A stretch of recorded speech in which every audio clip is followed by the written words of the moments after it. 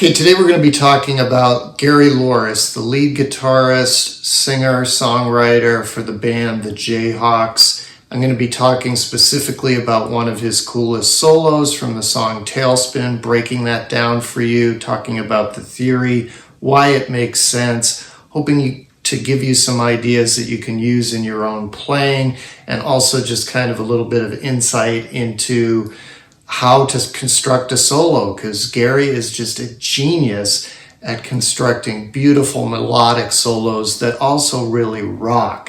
If you like the players that I tend to feature on my channel, whether it's Neil Young or John Fogerty, on, and you haven't heard of Gary Louris or listened to the Jayhawks, please listen to them. My favorite albums are Tomorrow the Green Grass, some savage guitar work on there, particularly Miss Williams' guitar, probably my favorite, Hollywood Town Hall, and the record that this song is from, Rainy Day Music. Before I break down the solo, if you want to see me demo it, I did a 3-minute lesson on that I'll link here. You can check that out if you're not familiar with the song. I'm guessing most of you are probably familiar with the song. You can just go right with the breakdown here. So the song is in D. It's in D major, and the chord progression is D, F sharp minor, G, back to D, then D, F sharp minor, G to A, and that leads to the You're Going Down Baby Baby, which is B minor, F sharp minor, G, A, and then you're in a tailspin, running out of your head. Okay, the chord progression's pretty easy, and then you got the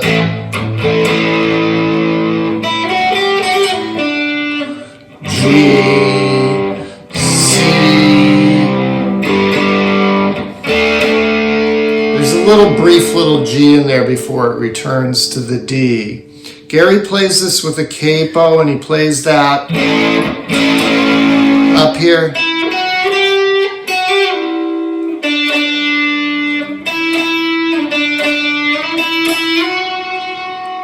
You know, it's all on the second string. It's pretty straightforward stuff. That's the lead he plays. He's playing with a lot of gain, right? One of the other keys to Gary Louris's brilliance, in my opinion, and why I love him so much, is his gear choices. He's playing this vintage SG with a vibrola. I don't know how he keeps it in tune, but somehow he does. And when he solos, he kicks on a fuzz face, which Jimi Hendrix was most famous for. Just playing with this savage amount of gain that somehow fits in brilliantly with, you know, in this case, a pretty mellow song. You know, it blends with, there's a little pedal steel country solo right in the middle of it, and it works. It makes sense, right? It's incredible.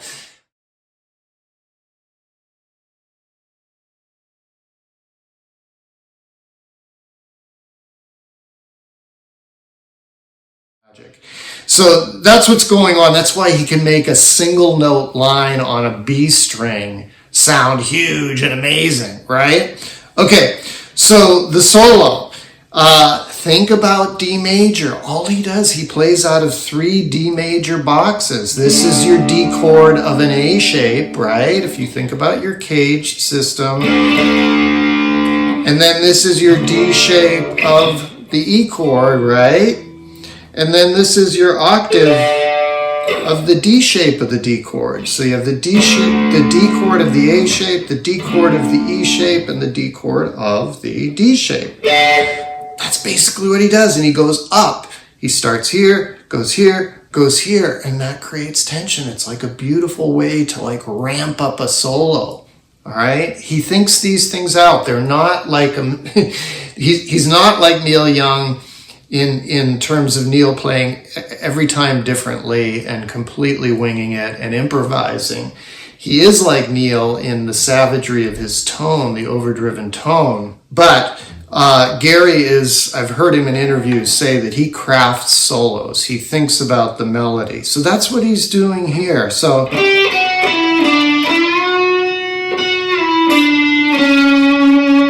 mean, it's just a beautiful line. Think of it here.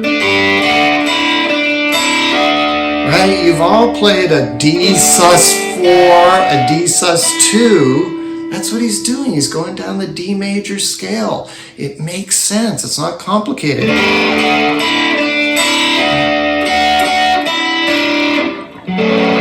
Oh, and the chord goes to the F sharp minor. Where does he go to? He goes to a C sharp? No, because that is in the F sharp minor chord. So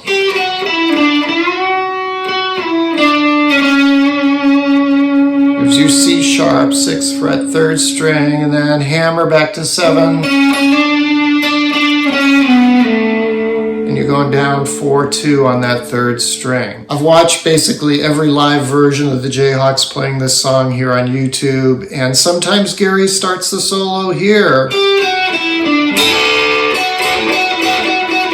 He plays the double stops, and again, that's just that A shape of the D chord there.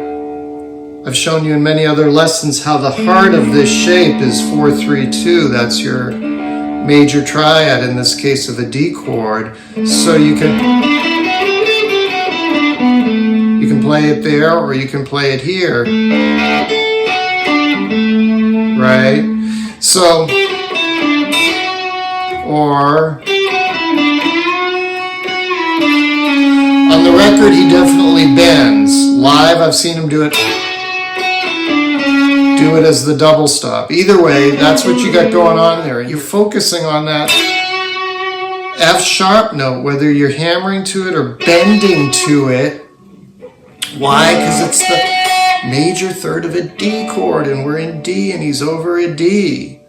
Okay, so that's the first time around. Second time around, he slides into, I like to call it the F shape because it's easier to visualize, but in Caged, it's the E shape of a D chord at the 10th fret. And he's just kind of playing that double stop at 10 on 1 and 2. And then over the F sharp minor, oh, it's right there. You're just one note different. So you're bringing, this would be your A minor shape of the F sharp minor. It's the stair step 9, 10, 11. And he just kind of hits it and probably gives it some vibrato. And then the chord progression's going to the G. So where's your closest G? It's right there, right? Again, it's your A shape of a G chord. He does this great double stop, hammer on 10 and 12, hammering from 10 to 12 on the 2nd string.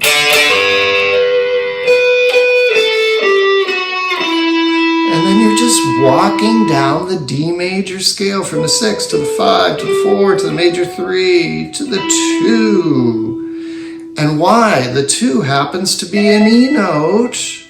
And the chord progression has gone to an A there, and an A chord has an E in it. It's the 5 in the A chord. So it makes sense. Then there's a little country pedal steel break, and then Gary's like chomping at the bit to come back in, and he rears up again. At 19, 17, and 19, it's easier to visualize as the octave of this. So again, think of this D box of the A shape,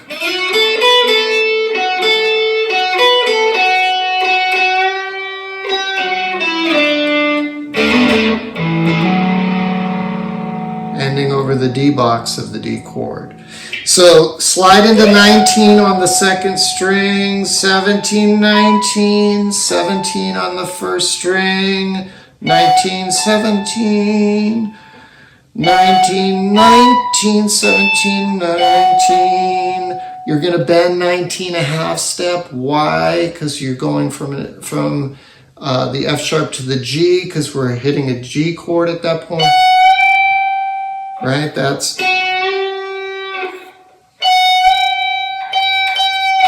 release. play 17-15, which is your D note.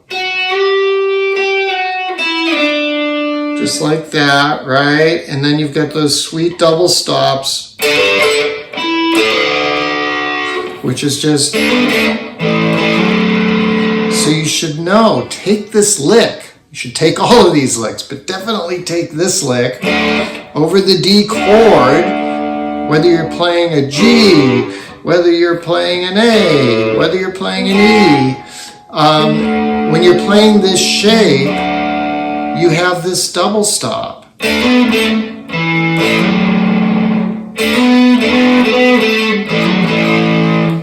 And if you take it down,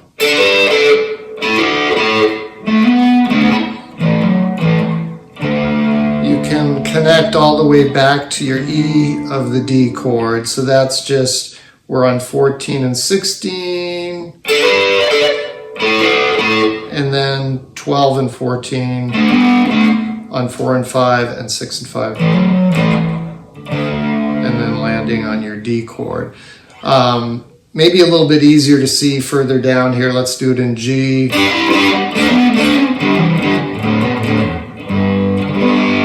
And obviously I've got a lot of gain going, so it's not perfect for sweet double stops, but